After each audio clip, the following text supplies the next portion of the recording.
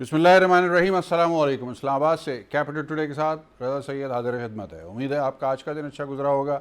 आज काफ़ी गर्म दिन गुजरा। गर्म तो गर्मियों का मौसम है, लेकिन सियासी तौर पर गर्मी उस वक्त हमें बहुत ज़्यादा देखने को मिली कि जब नायब लाहौर के दफ्तर में आज पेशी थी मोहतरमा मरीम नवाज़ शरीफ साहिबा, जो कि नायब सदर हैं पाकिस्तान मुस्लिम लीग नवाज़ की साहबजादी हैं जनाब मियाँ मोहम्मद नवाज़ शरीफ की। जब वो वहाँ पर पहुँची तो उसके बाद बल्कि उनके पहुँचने के साथ ही एक बड़ी तादाद थी मुस्लिम लीग के हामियों की, कारकुनों की, सपोर्टर्स की, जो उनके साथ वहाँ पर मौजूद थे, ख़ासे जोश में नज़र आ रहे थे। और उसके बाद देखते ही देखते मौके पर मौजूद पुलिस इंतज़ामिया, नैब और मुस्लिम लीग के हामियों के दरमियान एक तसादुम की सूरत हाल पैदा हुई। एक ऐसा तसादुम जिसके अंदर आज़ादाना तौर पर पत्थरों का इस्तेमाल किया गया, पुलिस की जानिब से भी चार्ज किया गया लोगों के ऊपर। और उस सारे अमल के दौरान गाड़ी में बैठी रही मोहतरमा मरीम नवाज़ शरीफ साहिबा, उनको नैब के दफ्तर के दरवाज़े के बाहर उनकी गाड़ी मौजूद रही। नैब में उनकी पेशी मौखर कर दी गई, नहीं उसको मैनेज किया जा सका इस सारी सूरत हाल के बाइस। और उसके बाद कन्वे किया गया मरीम बीबी को कि आज आपकी पेशी मुमकिन नहीं है, लेकिन तहरीरी यकीन दहानी के बगैर उन्होंने जाने से इनकार कर दिया। सारी सूरत हाल कई घंटों तक जारी रही। राना सनाउल्लाह समेत PMLN के सीनियर रहनुमा वहाँ पर मौजूद थे, जिसमें उनके अरकान पार्लियामेंट भी शामिल है। कारकुनों की एक बड़ी तादाद, जिसके बारे में अंदाज़ों के मुख्तलिफ तखमीने सामने आ रहे हैं। बाज़ लोगों का कहना है कि 500 से ज़ायद अफराद थे, जबकि कुछ लोगों का तखमीना 2000 का है। नून लीग हमारे पास मौजूद है। आज देखते हैं कि नून लीग के नुमाइंदे ख़ुद क्या बताते हैं कि जी कितने लोग थे। अब इस हवाले से मरीम नवाज़ शरीफ साहिबा ने एक तवील मीडिया टॉक भी की। काफ़ी अरसे के बाद उन्होंने अपनी खामोशी को तोड़ते हुए आज के इस पूरे वाक़े के गिर्द प्रेस कॉन्फ्रेंस में उन्होंने ख़िताब किया। इस प्रेस कॉन्फ्रेंस में उनके दाएं और बाएं PMLN के नहायत सीनियर रहनुमा मौजूद थे। जनाब शाहिद खाकान अब्बासी साहब साबिक़ वज़ीर आज़म उनके हमरा मौजूद थे, और जनाब राना सनाउल्लाह साहब उनके हमरा मौजूद थे। इसके अलावा दीगर जो क़यादत थी वो भी वहाँ पर मौजूद थी। ये सब कुछ क्यों कर हुआ और इसको कंट्रोल करने की ज़िम्मेदारी किसकी थी, हुकूमत पंजाब ने क्या किरदार अदा किया, इसके ऊपर भी बहुत ज़्यादा गुफ्तगू हो रही है। यही आज का हमारा पहला मौजू है। स्टूडियो में मौजूद हैं हमारे साथ, किसी तारुफ के मोहताज नहीं, जनाब अजीम चौधरी साहब, सीनियर सहाफ़ी तज्ज़ियाकार। हमारे साथ मौजूद हैं तर्जुमान हुकूमत पंजाब, रहनुमा पाकिस्तान तहरीक इंसाफ जनाब काजी अहमद अकबर साहब, और हमारे साथ मौजूद हैं रहनुमा नून लीग रुकन कौमी असम्बली मोहतरम जनाब डॉक्टर निसार चीमा साहब।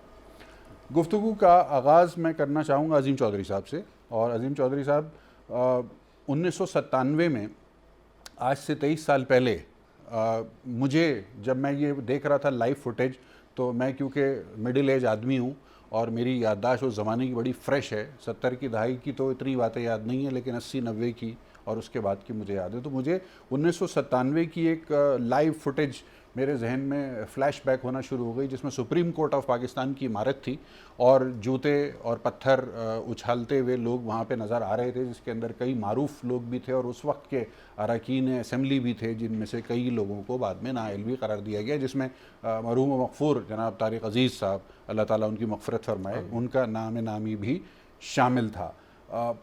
क्यों याद आ गया 1997, मुझे समझ में नहीं आ रहा, लेकिन शायद कनेक्शन ये है कि उस वक्त भी पाकिस्तान मुस्लिम लीग बामुकाबला सिचुएशन थी और इस वक्त भी पाकिस्तान मुस्लिम लीग बामुकाबला सिचुएशन है।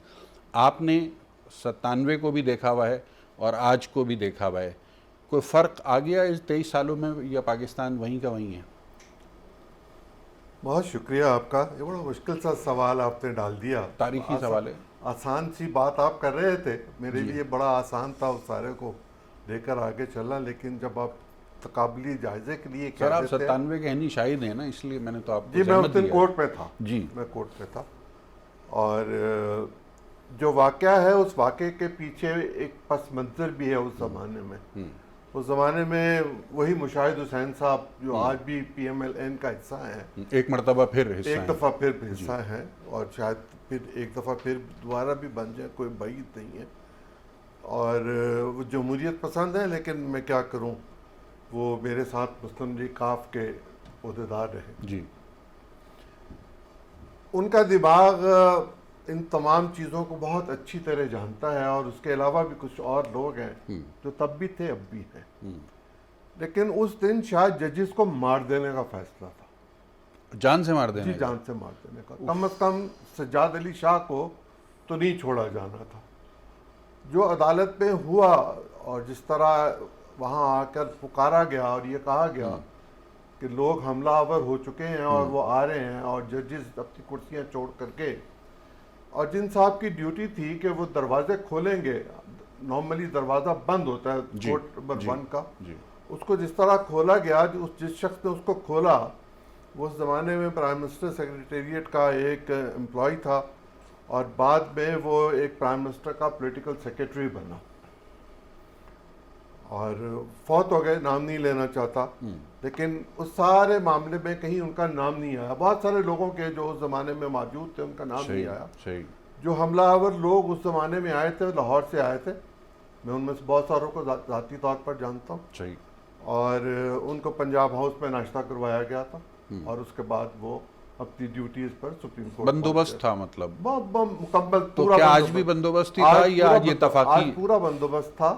अगर मैंने रिपोर्टिंग दोबारा करनी हो और टीवी के लिए रिपोर्टिंग करनी हो, तो मैं अपने एडिटर को या अपने जो साथी हों उनसे ये कहूँ कि जिस जगह से जुलूस ने शुरू होना है या जिस जगह से पर किसी बड़ी पर्सनैलिटी ने चलना है, वहाँ उसके चलने से पहले होने वाले वाकयात की एक फुटेज बना लिया करें। अच्छा, बिफोर एंड आफ्टर। जी, बिफोर, ड्यूरिंग और आफ्टर। जी, तो आपको पता चल जाएगा। अच्छा, ये अब हमें फौरी तौर पे डॉक्टर साहब की तरफ जाना है। डॉक्टर साहब, ये बंदोबस्त के ऊपर बात आ गई है कि जनाब 97 में भी बंदोबस्त था। ताकि डॉक्टर साहब आसानी के साथ पूरी बात कर। उस वक्त शहर के कोतवाल शायद डॉक्टर साहब के भाई थे, मेरे तो वो दोस्त हैं इस्लामाबाद के। अच्छा। डॉक्टर साहब बता सकेंगे, इनके पास मुझसे शायद ज़्यादा बेहतर। सही। डॉक्टर साहब, बंदोबस्त होता है सियासी तौर पर, इस तरह के मौक़ों पर 2-2, 3 दिन पहले से मोबिलाइजेशन होती है। बाकायदा ट्विटर के ऊपर जो अरकान हैं असेंबली के, वो ट्वीट्स करके लोगों को लोकेशंस दे रहे हैं, टाइम दे रहे हैं कि इतने बजे फ़लाँ जगह पहुंचना है, इतने बजे फ़लाँ जगह पहुंचना है। अब वो कुछ लोगों ने डिलीट भी किए हैं वो ट्वीट्स, लेकिन बहरहाल कुछ की रह गई डिलीट होने से, तो वो एविडेंस के तौर पे है। मरीम बीबी ने कहा कि उनकी तरफ से तो कोई अरेंजमेंट नहीं था। अब क्या है ये सारी सूरत हाल? रज़ा साहब, पहली बात ये है कि मोहतरम अज़ीम चौधरी साहब हमारे लिए बड़े काबिल एहतराम हैं, लेकिन ये ज़रा गौर फरमा लें कि उनकी बातों की सदाकत का अंदाज़ा इससे लगा लें कि उन्होंने फरमाया कि उस दौर में शायद मेरे भाई यहाँ इस शहर के इंचार्ज थे, कोतवाल थे, जबकि मेरे भाई कभी भी इस्लामाबाद के इंचार्ज नहीं थे। उनकी पूरी सर्विस में कभी एक दिन भी नहीं रहे। चलिए, इससे अंदाज़ा कर हाथ वजाहत हो गई। इससे अंदाज़ा फरमा लें कि उनकी बाकी बातों में क्या, उसका मैं क्या जवाब दूँ।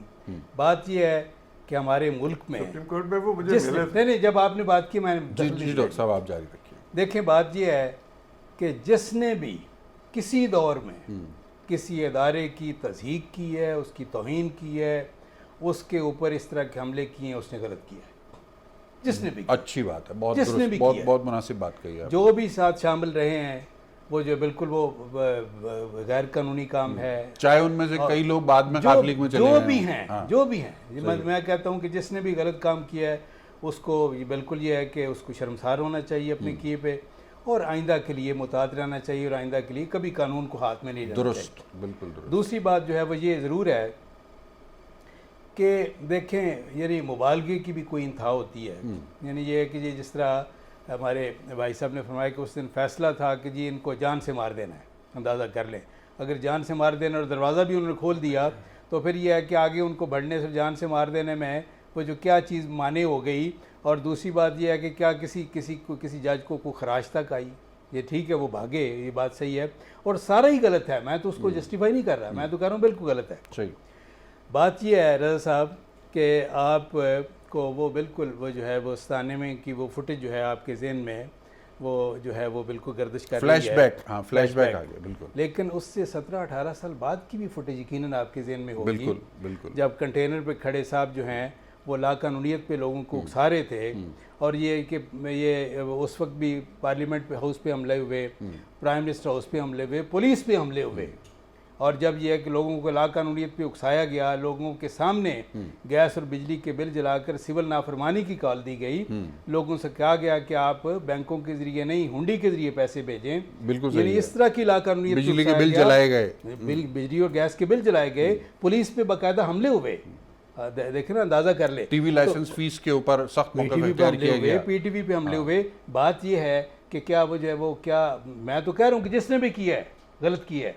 अगर यह है कि वो हमारी ये बड़ा आपने बहुत मुनासिब बात कर दी कि आप खुद मजम्मत कर रहे हैं। काजी साहब, आप तर्जुमान हुकूमत पंजाब के, लेकिन आज के वाक़े की तरफ मैं बाद में आता हूँ। सर मैं आता हूँ, मैं दोबारा आऊँगा। आज के वाक़े पर आपकी हुकूमत पर सबसे बड़ा सवाल ये निशान लगा है कि पंजाब हुकूमत कहाँ थी उस वक्त के जब ये सारा बलवा हो रहा था। पंजाब हुकूमत ने क्या एक्शन लिया इसके ऊपर?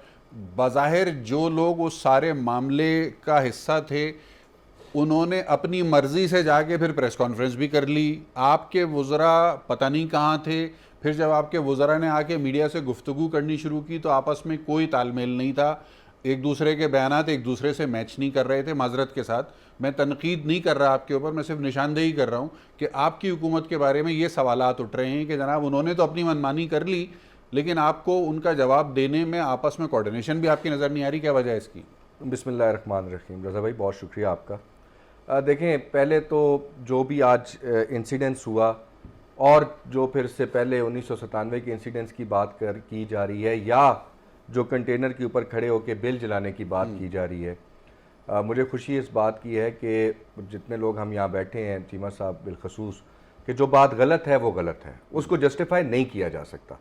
लेकिन देखें सियासी इर्तिका क्या है कि हमने वक्त के साथ जो गलतियां की और हम पे मार्शल लॉ लगे, तो जब हमने एक तहरीक चलाई और उस मार्शल लॉ से जान छुड़ा ली तो क्या दोबारा वो गलतियां रिपीट की?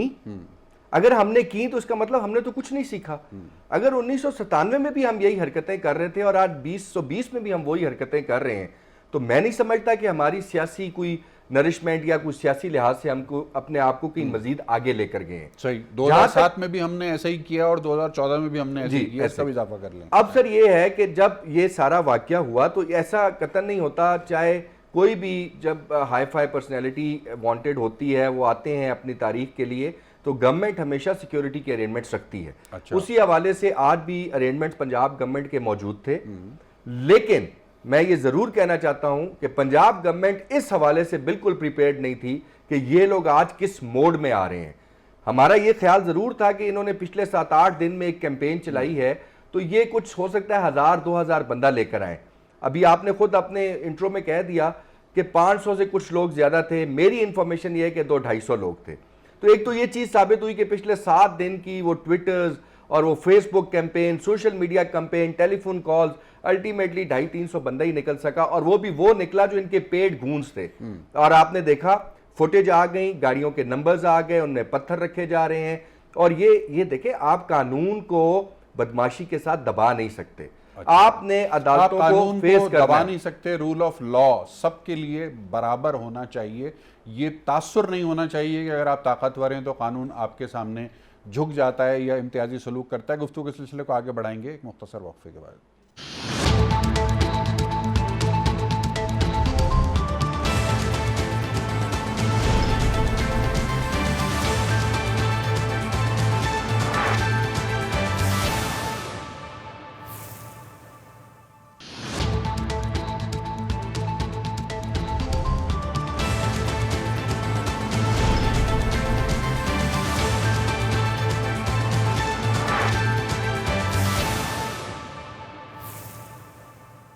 जी, वक्फे के बाद खुश आमदीद। पाकिस्तान मुस्लिम लीग नवाज़ के रहनुमा रुकन कौमी असम्बली डॉक्टर निसार चीमा साहब हमारे साथ मौजूद हैं। मरियम बीबी की मीडिया टॉक हमने सुनी और बड़ी तवील गुफ्तगू उन्होंने की। ज़ाहिर है उनका मौक़िफ़ था।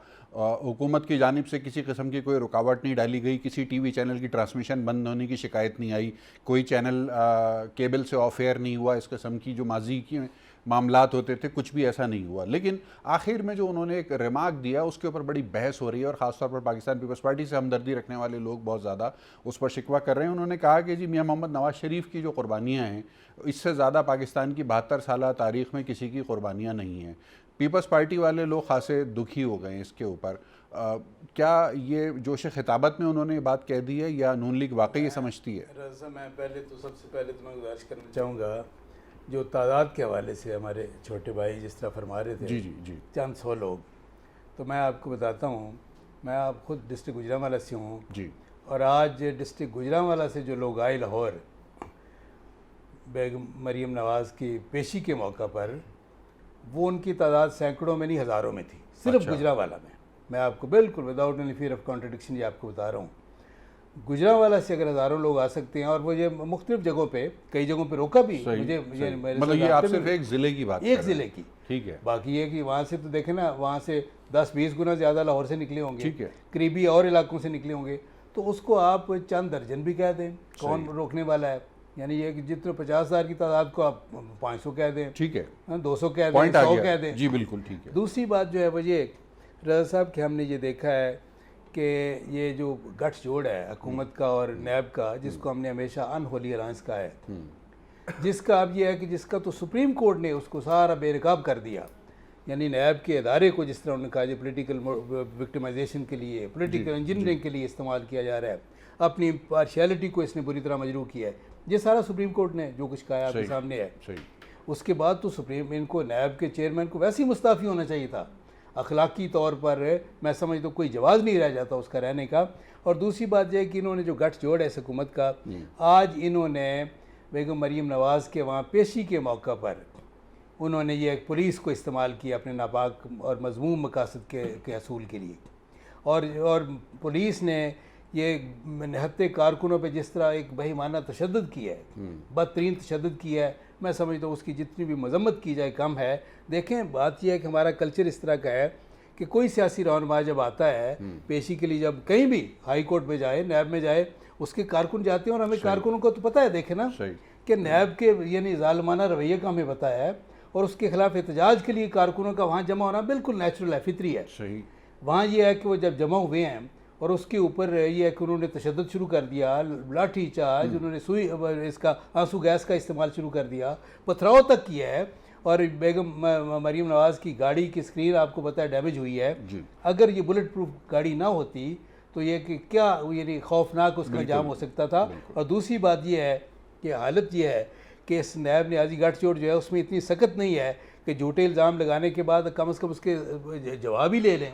जवाब लेने की भी ताब नहीं ला सके, और वहाँ जब वो पहुँचे हैं तो उनका पेशी मनसूख कर दी हमने। अंदाज़ा कर लीजिए हालत है। सही है, मिसमैनेज हुई ना, तमाम चीजें मिसमैनेज हो गई। मुझे Mismanaged तेजी भी से है, आगे बढ़ना है। और अजीम चौधरी साहब, इसकी बदरीती भी है। अजीम चौधरी साहब, बदरीती है। पंजाब पुलिस ने आज तकरीबन 10%, 20% वही कारकर्दगी दिखाई जो आज से कुछ साल पहले मॉडल टाउन में दिखाई थी उस वक्त की हुकूमत के अंडर कमांड रहते हुए। तो क्या पंजाब पुलिस जो है उसमें कोई तब्दीली नहीं आ सकती या आनी चाहिए? क्योंकि खान साहब का दावा था तब्दीली का, तो पंजाब पुलिस आज भी वैसी ही नज़र आ रही है जैसे 2014 में थी मॉडल टाउन के वक्त? लोहारी गेट पे एक मस्जिद है, मुस्लिम मस्जिद। उस मुस्लिम मस्जिद के अंदर लाहौर की पुलिस ने पीएनए की मूवमेंट के दौरान जूतों समेत घुसकर लोगों को मारा नहीं, कत्ल किया था। 77 की बात कर रहे हैं, 77 की ठीक बात है। कर रहा हूं।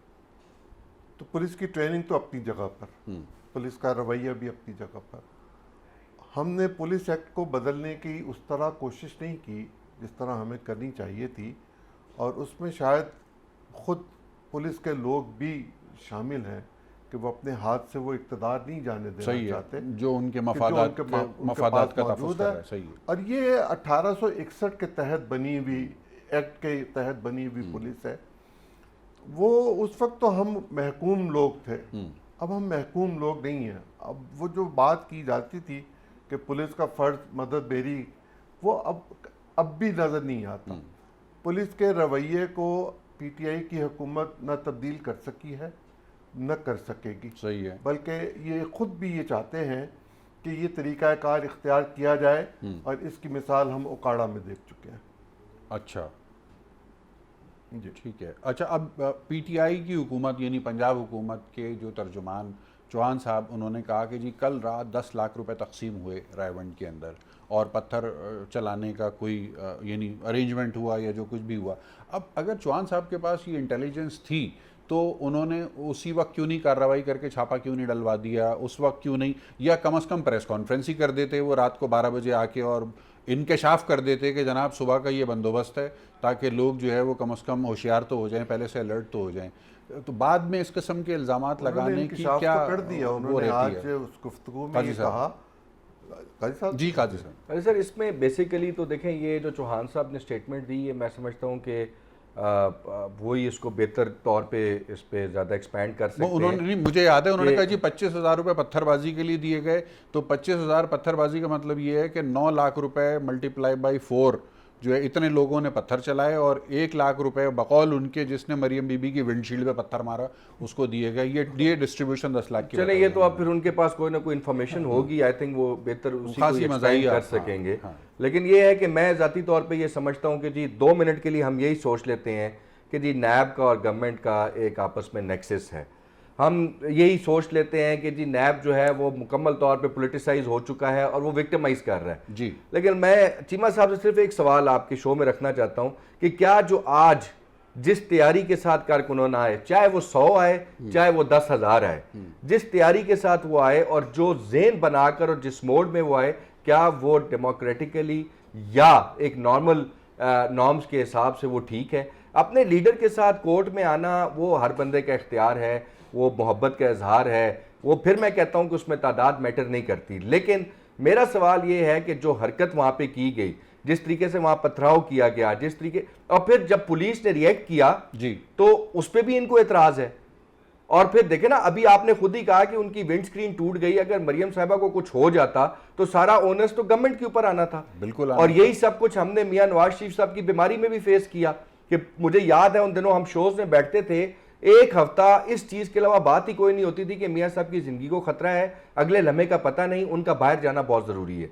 लाइकवाइज ये देखें, वो फैजल हसन चौहान साहब ने ये तो कहा कि लाख रुपया दिया, मैं कहता हूं जी कुछ भी नहीं दिया, बट मुझे ये जरूर लगता है कि this is also part of the plan कि जी आपने उनकी विंड स्क्रीन के ऊपर भी पत्थर मारने ताकि गवर्नमेंट को ज्यादा से ज्यादा प्रेशराइज किया जा सके। बट रजा भाई, मैं ऑन एयर आपको ये कह रहा हूं, ये जो मर्जी है कर लें। अच्छा, पर्चा कट गया है इस सारे वाक़े का? जी, उस पर FIR भी हो चुकी है और कुछ गिरफ्तारियां भी हो चुकी हैं। अच्छा, तो FIR में क्या, किसको क़यादत में किसको नामजद किया आपकी नहीं, हुकूमत जो ने? हमारे पास जो फुटेज आई थी, जो कि नेशनल मीडिया से आई और कुछ हमें एजेंसी से मिली हैं, उनके बिहाफ के ऊपर जो गाड़ियां इस्तेमाल हुई, जिन वर्कर्स के चेहरे, उनके खिलाफ अभी इस टाइम सर्च ऑपरेशंस हो रहे हैं।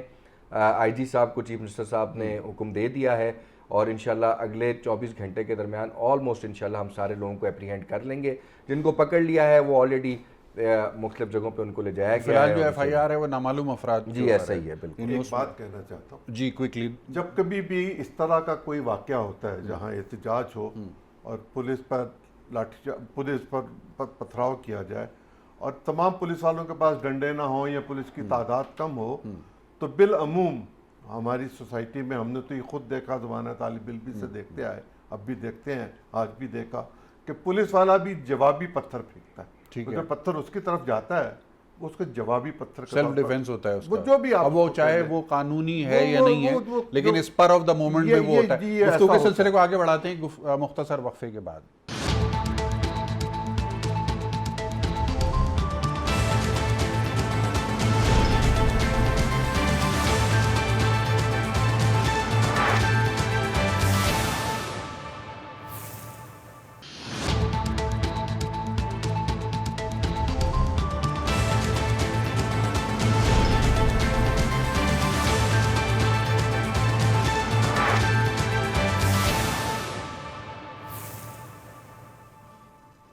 जी, वक्फे के बाद एक मरतबा फिर खुश आमदीद। सुप्रीम कोर्ट ऑफ पाकिस्तान में आज एक बहुत मसरूफ़ दिन रहा इस हवाले से कि के इलेक्ट्रिक की इंतज़ामिया को तलब किया गया था और कराची शहर में करंट लगने से जो बड़े पैमाने पर लोगों की फौतगी होती रही है, उसके हवाले से जो तहकीकात चल रही हैं उसके ऊपर गुफ्तगू रही।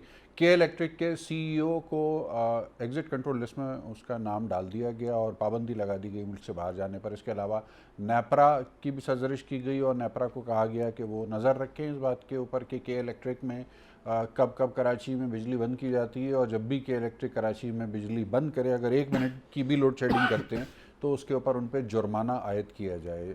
इसके अलावा कमिश्नर कराची को भी सख्त अल्फाज में बिल बोर्ड्स के हवाले से हिदायत जारी की और कहा गया कि जितने भी कराची शहर में बिल बोर्ड के स्ट्रक्चर्स लगे हुए हैं उनको उतार दिया जाए, फौरी तौर पर रिमूव कर दिया जाए। कमिश्नर कराची ने इस हवाले से कुछ आदाद शुमार भी पेश किए और बताया कि कराची डिस्ट्रिक्ट साउथ के अंदर कुछ तादाद है बिल बोर्ड्स की जिनको हटा दिया गया। याद रहे कि गुज़िश्ता दिनों बारिश के दौरान बिल बोर्ड गिरने की फुटेज वायरल हुई थी, जिसके अंदर देखा जा सकता था कि रोड पर चलने वाली गाड़ियां और मोटरसाइकिलों पर सवार अफराद जो हैं वो उस तूफ़ानी बारिश में बिल बोर्ड गिरने से बराह रास्त उसकी जद में आके ज़ख्मी भी हुए थे। अब कराची की जो ये सूरत हाल है, इसके ऊपर सुप्रीम कोर्ट काफ़ी ज़्यादा सख्त किस्म के रिमार्क्स दे रही है, लेकिन जो मिसमैनेजमेंट है और जो कचरे के मामलात हैं और जो बारिश के पानी की चोकिंग के मसाइल हैं जिसके हवाले से NDA में भी वहाँ पर मुतहर्रिक है, ये एक दरीना मसला है। कराची जो है वो आपका कैपिटल है, फाइनेंशियल कैपिटल भी है। चीमा साहब, अब इसको पॉलिटिकल विल कहाँ है इस वक्त सियासी जमातों की कराची के मसले को हल करने में? प्रायोरिटीज़ में हमें क्यों नहीं नज़र आ रही, क्या वजह है इसकी?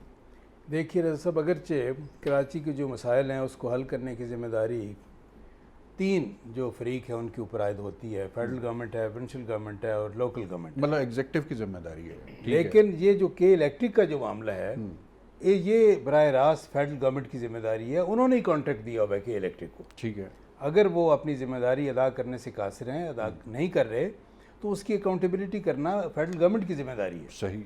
ये जिस तरह सुप्रीम कोर्ट ने भी कहा, उनसे पूछा भी कि अगर इनका ये है कि ये जिम्मेदारी अदा नहीं करते और इनका आपको ये मनसूख करना पड़ता है कॉन्ट्रैक्ट, तो मुतबादिल क्या है? आज सुप्रीम कोर्ट ने पूछा। जी बिल्कुल, ये सवाल उठा है। तो बात ये है कि ये जिम्मेदारी के इलेक्ट्रिक की जिम्मेदारी है अपने, ये अगर ये कराची के शहरियों को अगर कोई मुसीबत पड़ती है, वो अपनी जिम्मेदारी अदा नहीं करते, प्रॉपरली उनको बिजली की फराहमी जो है वो उनको यकीनी नहीं बनाते, तो फिर फेडरल गवर्नमेंट की जिम्मेदारी है कि उनका कॉन्ट्रैक्ट मनसूख करें, जो टर्म्स कंडीशन हैं उनके ऊपर ये उसको बात को यकीनी बनाए कि अपनी जिम्मेदारी पूरी इन्फोर्स कराए, इम्प्लीमेंट करवाए प्रॉपरली। ठीक है। PTI वैसे तो आप पंजाब हुकूमत की तर्जुमानी करते हैं, लेकिन मामला वफाकी हुकूमत का है और कराची शहर का ये दरीना मसला है।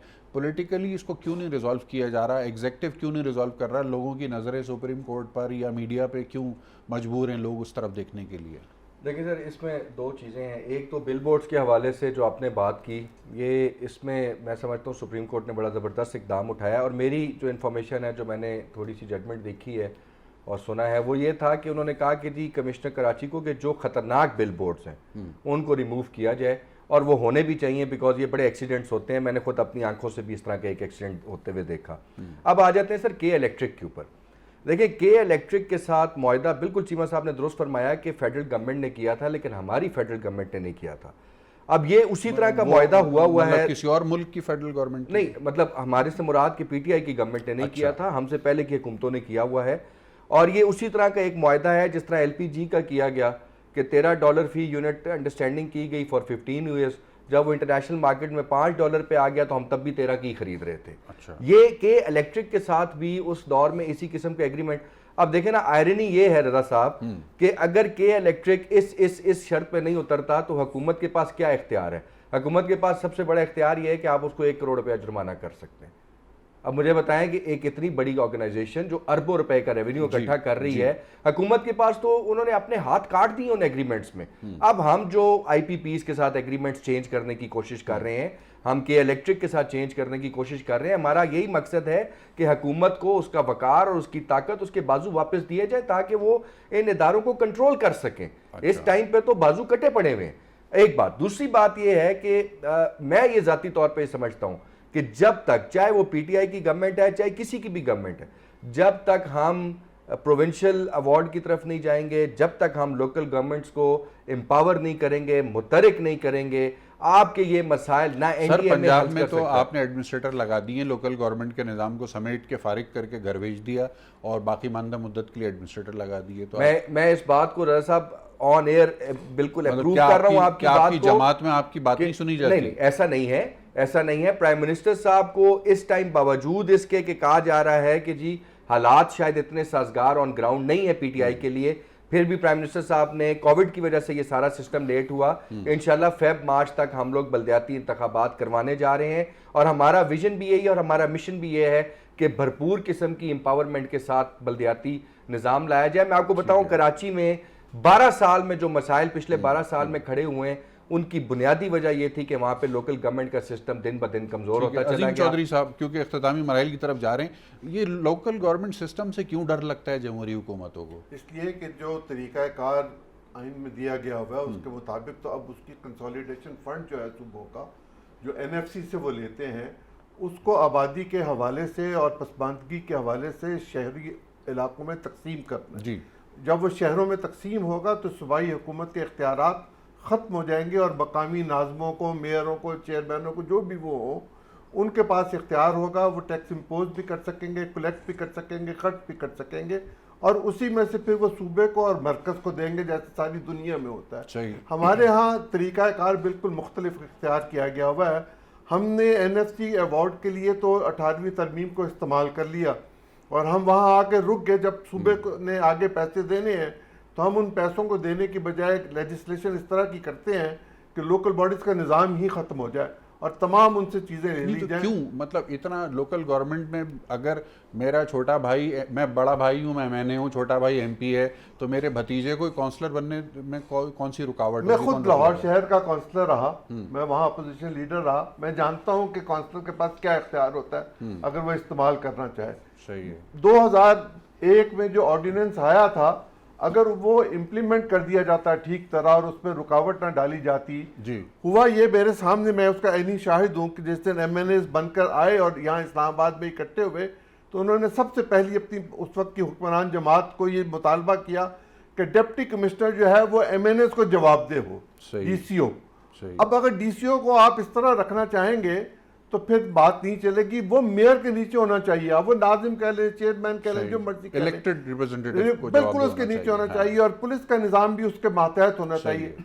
तब होगा इख्तियार सही नीचे है। तक। यानी ये एक आइडियल निज़ाम की बहस है जो कि एक तवील अरसे से जारी है, लेकिन इसको इम्प्लीमेंट करने के लिए कोई हुकूमत लोकल बॉडीज सॉलिड के हवाले से इकदाम जो है वो नहीं उठाती है। दामन वक्त में क्योंकि गुंजाइश ख़त्म हो गई है और आज एक दुख भरी खबर भी है, दुनिया भर में आलमी शोहरत याफ्ता उर्दू ज़बान के माहिर और शायर जनाब राहत इंदौरी, डॉक्टर राहत इंदौरी आज भारत में इंतकाल कर गए। कोविड का भी शिकार थे और हरकत क़ल्ब बंद हो जाने की वजह से उनका इंतकाल हुआ। 70 साल तकरीबन उन्होंने उम्र पाई और उनके इस शेर के साथ ही गुफ्तगू के सिलसिले को आज हम समेटेंगे कि दो गज सही मेरी ये मिल्कियत तो है, दो गज सही मेरी ये मिल्कियत तो है, ए मौत तूने मुझको ज़मींदार कर दिया। अपना बहुत ख्याल रखिए।